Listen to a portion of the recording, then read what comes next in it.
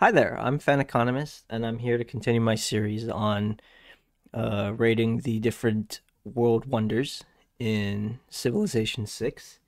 We're going to be doing the medieval era, so keeping it a little shorter than my last video. And at this point, hopefully, you got feudalism, you're slotting in serfdom, you're building all sorts of fun stuff with your workers. Okay, and you can be a little more flexible about what paths in your tech tree or civic tree you go down. People will beeline different things, and maybe during that you're gonna plan a few wonders along the way. There's a lot of religious wonders here, for religious games, but otherwise they're not super useful. So you'll, if you like playing a religious game, you might be like, well, how come you rated them so low? But we'll talk about that. Okay, so Kotoku-in. Ursaron made a video about warrior monks being good. It's kind of niche, but otherwise you should just generate faith a different way. Divine right is fine as a requirement, and 20% faith in the city is fine, but there is a much notably better wonder for faith generation that is not any of the religious wonders in this, but we'll talk about that later. But yeah, no one is building warrior monks really. Uh, yeah, it's weird. It's kind of a weird of out of the faith wonders. It's eh. Meenakshi Temple. This is almost useless as well, unless you're going for a religious victory. The previous wonder, warrior monks, you do actual fighting with them. So, I'd rather just build military units. For Meenakshi Temple, you get the gurus, and they're like religious great generals. You know, you get some extra debating strength in theological combat. It's unlocked at civil service. That's fine. It's got a weird anti-synergy with the Mont St. Michel wonder, though, which is arguably a better wonder for if you want to play a faith game. +3 faith on the tile. It's whatever.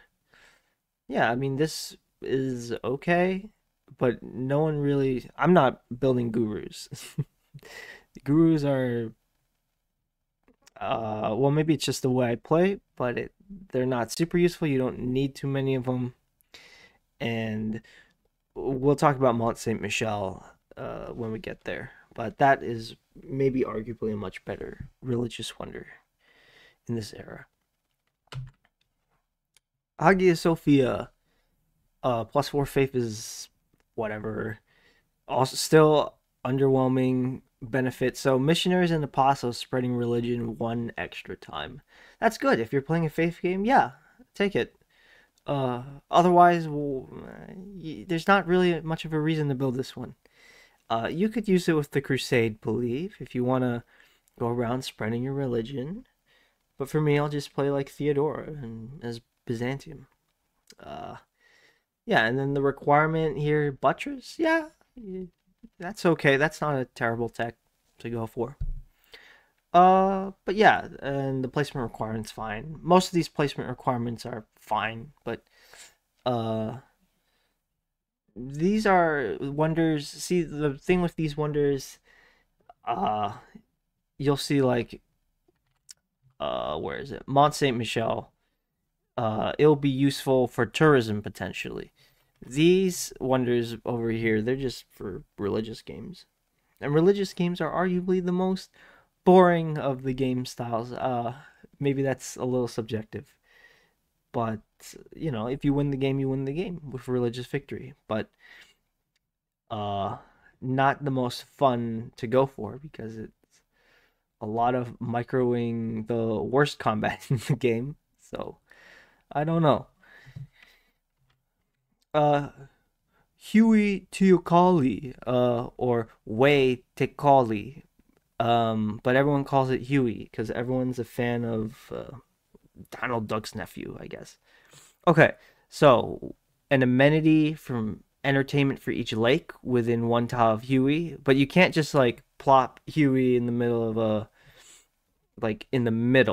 lake. It's got to be next to a coast. So you can at most get 5 amenities for this. Cool. Not as good as Temple of Artemis potentially, but okay. It's expensive compared to other wonders, but the placement requirement's okay. I mean, what else are you building in your lake tiles, right? And more food and production on your lakes is cool. Your lake tiles are better since now they will have at least two food, assuming they don't have some other bonus resource source like crabs or something in them. Crabs, fish. Uh, yeah, now you can work a tile and it will support itself because every worker takes, or every pop working in the city takes two food. But it's not super amazing because lake tiles are not the most exciting yields in general. Even with this wonder, it's nothing special. And military tactics is not a good tech. I would say it's maybe the worst tech in the medieval era. You'll need it for industrialization, but that's gonna come a lot later. So let's talk about that real quick. So if you're like playing the Zulu and you want your special impy unit, yeah, go military tactics. But otherwise, pikemen are not very cool. Uh, there are techs like apprenticeship, which unlock the industrial zone, man at arms. Okay, a lot better. That I mean, that's a key tech. Buttresses to get the dam is okay. Education's good. You know, start getting your science up. Um, Machinery is really good. Okay, military tactics. It's not so cool. Back in vanilla, pikemen used to be more expensive to produce, and they had higher maintenance. And knights were just something you could rush for. People did night rushes a lot. Now they added in the courser, and in order to go for knights, you have to unlock man at arms first. Man at arms is also added in after vanilla, and they made knights more expensive and more expensive in production and more expensive in maintenance. So if you have this rock paper scissors situation where your pikemen beat knights, which beat man at arms, which beat pikemen, then shouldn't you expect to see 1/3 of each of the unit types across maps? Except that's not really what you see, even, notwithstanding like the other units in the game. Within this rock, paper, scissors, most of the time you just see man at arms. They're the cheapest to produce. Knights comes a lot later now because you need apprenticeship to go for it. So you need to get. So man at arms will just come out first. People will have man at arms, and pikemen don't do very well against them. You want to get 2 promotions on your pikemen in order to do okay against man at arms. I mean, that's interesting. Some people do not like the anti-cavalry promotion lines. So for spearmen, pikemen, pike and shot. Okay. I mean, it's okay. You can debate that in the comments if you want. But generally speaking, people just don't build pikemen. In vanilla, people didn't build pikemen because it's too expensive, and people just can pump out knights, and then you get overwhelmed, and you're like, ah. And now, pikemen are cheaper and they're easier to make, but people don't make knights as much anymore. So the thing that pikemen are supposed to counter, they're not around as much, so you don't need pikemen as much. Mostly it's people building man at arms. And, apprenticeship is a good first tech to go for in the medieval era because the industrial zone is a really good district placement. It's a really good district choice. You should be planning your cities around that. And yeah, so military tactics, a very underwhelming tech to go for. I would not go around beelining it. Okay, Mont St. Michel. Divine rights, cool. If you want to get a tier 2 government fast, yeah, go for it. And there's a lot of other civics, or I mean wonders that want divine right. So anyway, again, this is okay for religious games, but unlike Hagia Sophia or other religious wonders we've seen, this is more useful because you can help with your tourism generation. If you're doing a lot of theological combat, then hooray for you. The placement rule is kind of weird, floodplains or marsh, but that's okay. It shouldn't be too bothersome. You should still have some hanging around. Hopefully, you did not chop all of them by now. Uh, anyway, this does require your apostles to die in order to get the relic, right? So you'll be a little bit slow to start racking up that tourism by getting those slots, but all right. And there's only 2 slots in it. I mean, it's okay. Really, yeah, I mean, it's okay. I think it's cool if you're playing a religious game. This is one of the better faith-based wonders, but it's not super flexible for other types, right? This doesn't increase your faith generation flat out, unlike Kotoku-in, but even then, Kotoku-in is only giving you plus 20% faith in the city. It's pretty underwhelming. All the extra faith generation that some of these religious wonders give you, it feels kind of underwhelming.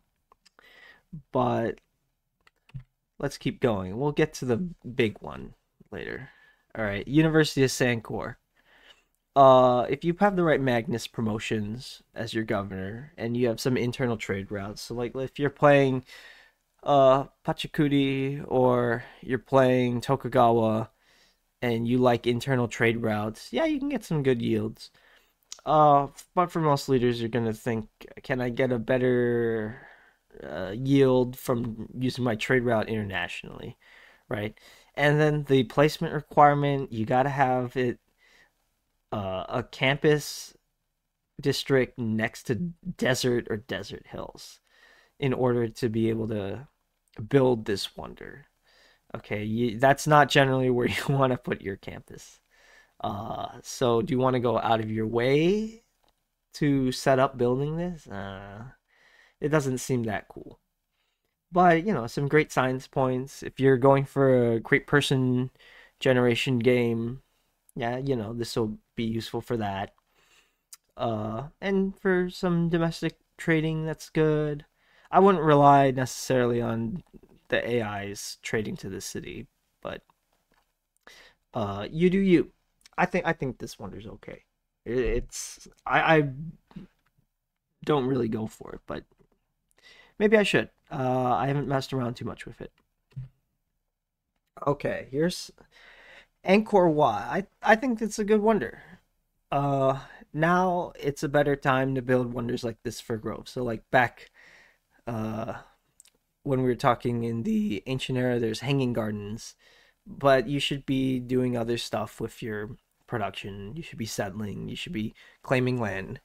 But here, if you're slowing down the initial expansion and you're starting to build up the cities you got, and this is good. Angkor Wat gets all your cities closer to being able to build more districts because you get the pop bonus, and it gives a. If this +1 housing bonus was just a one-time thing, I would say this is not a very good wonder. But it gives it to you in all cities, and the cities you found after that, they'll have a free housing later. That's pretty good. Housing is good. Medieval fairs comes right after feudalism, so I like the civic requirement. There are a lot of. I often put in Merchant Confederation and Medina Quarter if I want extra money, if I need extra housing. Those are 2 really good cards. So I'm very happy to go for that civic. And then the placement requirement, you gotta be next to an aqueduct. That's fine. Of course, you want other stuff next to it. You're gonna have to have it next to your city center. Maybe it's gonna be next to a river or a mountain or something, and maybe you want it next to an industrial zone. Not maybe. You should want it next to those things. So a lot of things competing for the attention of the aqueduct, but you could probably slot this in somewhere.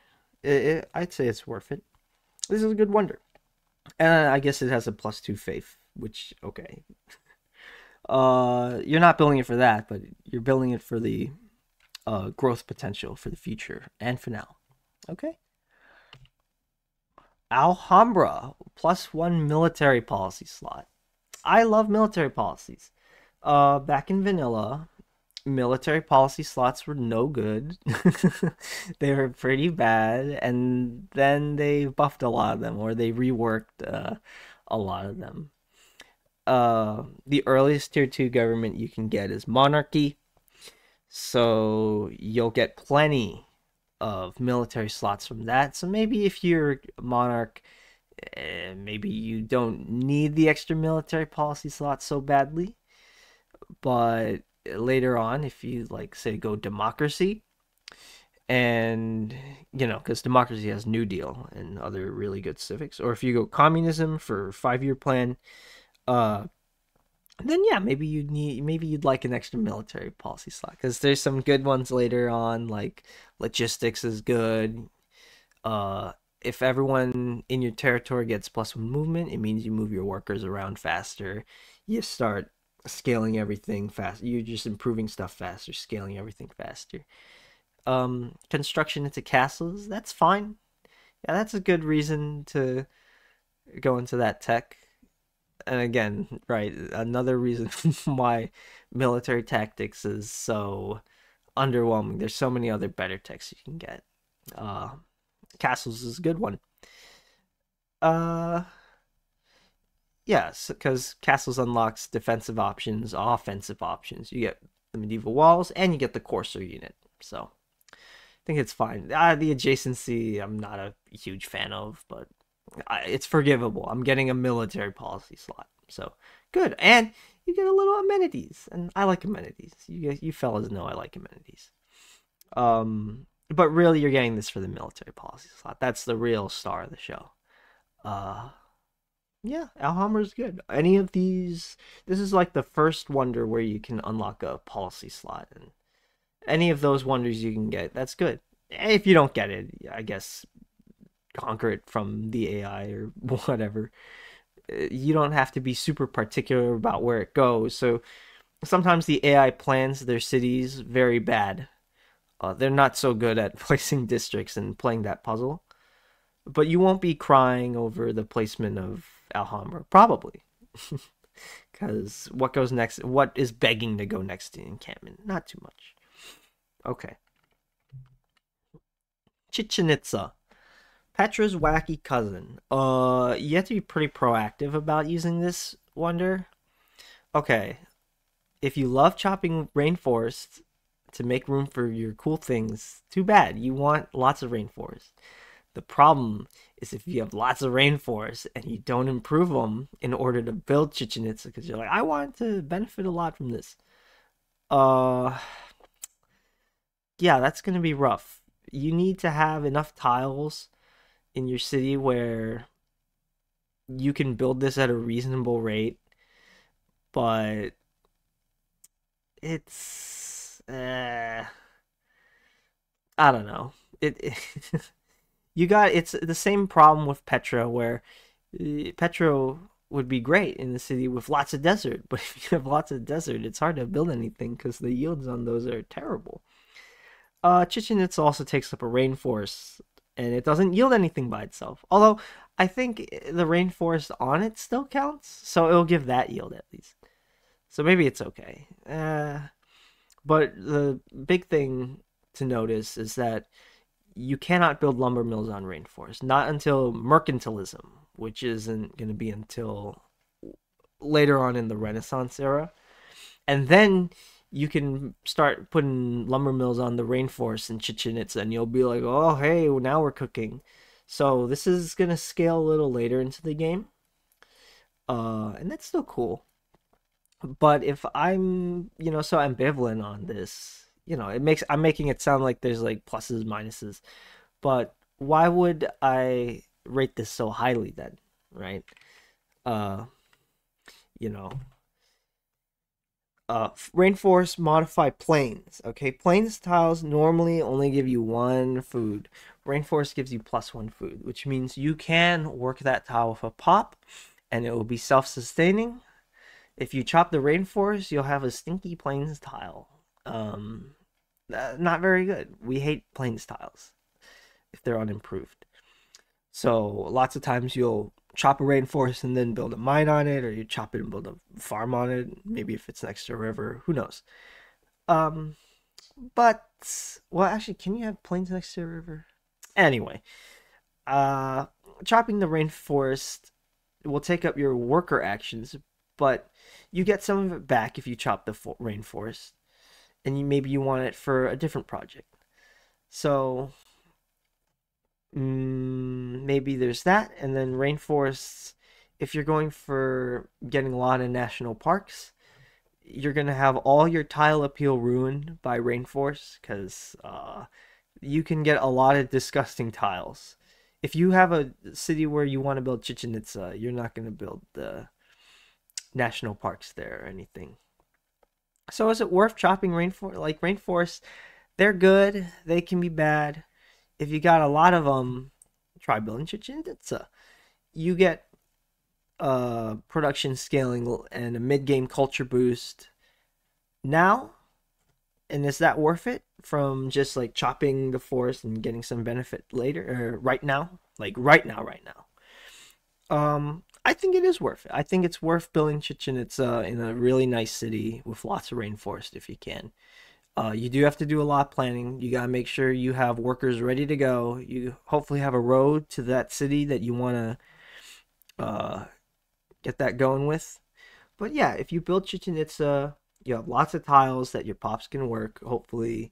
And then culture always saves you money from having to buy tiles and expand faster. So Chichen Itza cities can grow pretty nice.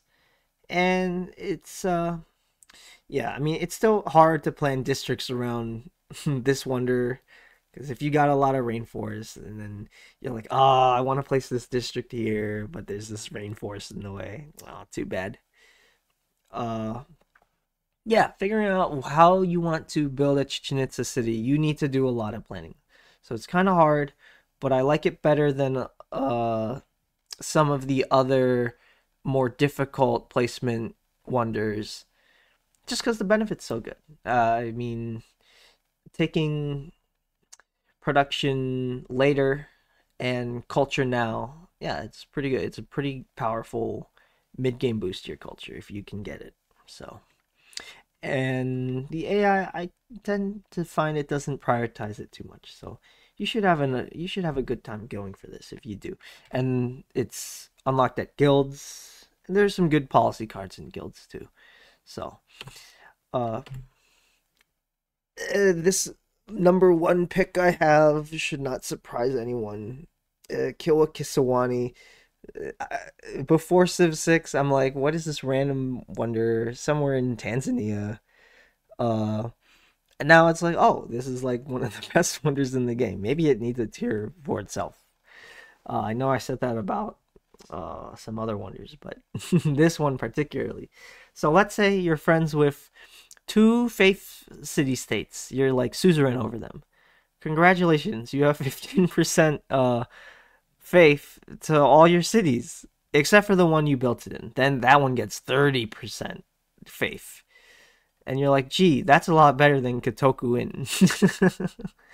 um, or if you have if you're suzerain over two science city states, then you get 15% science in every single city you have, and 30% science boost in the city you built the wonder in.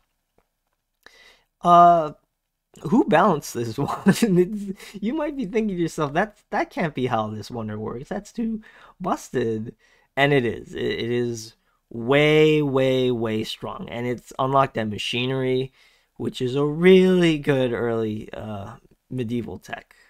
So you can get this before the deity AI. It's not too bad. You should go for it. It's really nice. Um, yeah, who this is hands down the best wonder in the medieval era. I highly recommend. if you've never built it before, you should give it a try. I think if you're watching this video, you probably know already how good this wonder is.